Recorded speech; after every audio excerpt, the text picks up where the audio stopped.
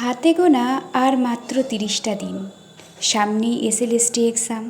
তোমাদের প্রিপারেশান দুর্দান্ত হয়েছে জানি, তবুও তোমাদের কোথাও একটা চিন্তার ছাপ পড়েছে যে আমি কি করব, আমি পারবো তো? আচ্ছা, এই 30 দিনে আমাদের পড়াশোনা কেমন হওয়া উচিত? আমি জানি তোমাদের সিলেবাস কভার হয়ে গেছে, কিন্তু এই 30 দিন তোমরা কিভাবে পড়বে, কিভাবে তোমাদের লক্ষ্য হবে যে এই 30 দিন একটা সিট কনফার্ম করা, যে করেই হোক আমাকে একটা না একটা সিট কনফার্ম করতেই হবে। ঠিক এইটাই আমি তোমাদের সাথে শেয়ার করব। দেখো, আজকে হচ্ছে আগস্টের 9 তারিখ, আর কিন্তু বেশি দেরি নেই পরীক্ষার। আমি জানি তোমাদের সিলেবাস কমপ্লিট হয়ে গেছে, তবুও তোমাদের যেন কোথাও মনে হচ্ছে যে আমি পারবো তো, আমি তো সব ভুলে যাচ্ছি, আমি রিভাইজ করতে পারছি না, আমার কিচ্ছু মনে পড়ছে না। আমার কেন মনে হচ্ছে যে সবটাই যেন আমি পুনরায় নতুন করে পড়ছি। ঠিক এরকমই একজন আমাকে কমেন্টস করে বলেছো যে আমি তো সব পড়েছি, কিন্তু আমার কিচ্ছু মনে পড়ছে না, মনে হচ্ছে যেন আমি কিছুই পড়িনি। তো দেখো, প্রথমেই তোমাদেরকে এই চিন্তা করাটা ছাড়তে হবে। চিন্তা করলেই কিন্তু তোমরা পরীক্ষায় ভালো ফল করতে পারবে না। এই চিন্তাটা দূর যে করেই হোক করতে হবে। দেখো, তোমরা যখন পড়েছো নিশ্চয়ই ভালোভাবেই পড়েছো, বুঝে বুঝে পড়েছো। এখন যদি তোমরা বই দেখে মাথায় হাত পড়ে যায় যে এই কোশ্চেনটা আমি তো পড়েছিলাম, মনে হচ্ছে কেন এত অচেনা, আমি কি এইটা পড়িনি নাকি কি মনে হচ্ছে, এই ভাবনাটা আনবে না। ভাববে যে আমি তো পড়েছি, জাস্ট আমাকে রিভাইজ করতে হবে। রিভাইজ করলে কি আমার আরও ব্যাপারটা ক্লিয়ার হবে, আমি আরও ব্যাপারটা ভালো করে জানবো। ঠিক এইটাই, চিন্তা করা যাবে না।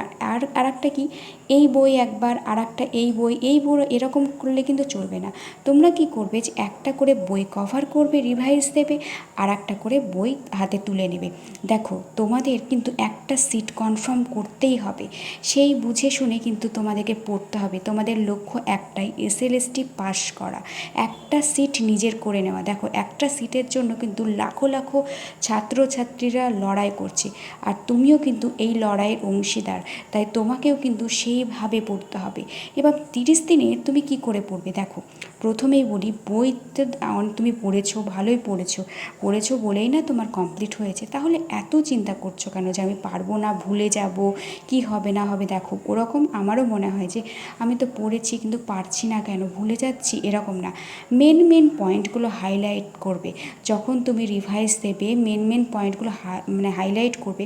ঠিক মতন খাবার দাবার খাবে, কারণ কি, খাবার দাবার খাওয়াটাও ইম্পর্টেন্ট। সারাদিন তুমি পড়েই গেলে কিন্তু খেলে না ঠিক মতন, তাহলে কি শরীর খারাপ করবে। ঠিক সময় মতন স্নান করবে, ভালোভাবে স্নান করবে, মাথায় ভালো করে জল দেবে।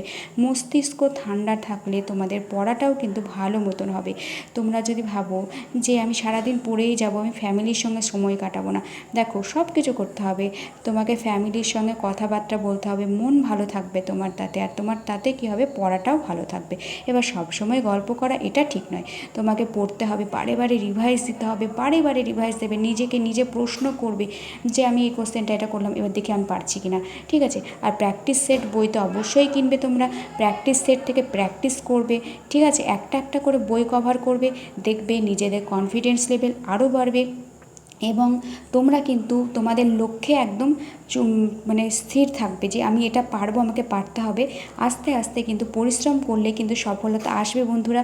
আর যেটা এখন এই মুহূর্তে করবে না বলে আমার মনে হয়, সেটা হচ্ছে কি, আদার্স কোনো জায়গা থেকে না নোটস করবে না। হ্যাঁ, এই যে লেখালেখিটা, আমার মতে লেখালেখিটাতে অনেকটা সময় চলে যায়। তাই আমি মনে করি পরীক্ষা যেহেতু সামনে না, তাই লেখালেখিটা এখন বাদ রাখবে। এখন শুধু রিভাইজ আর রিভাইজ, আর মনকে সম্পূর্ণভাবে আনন্দ রাখবে, সম্পূর্ণভাবে হেসে খেলে বেরোবে, দেখবে মাইন্ড ফ্রেশ থাকবে।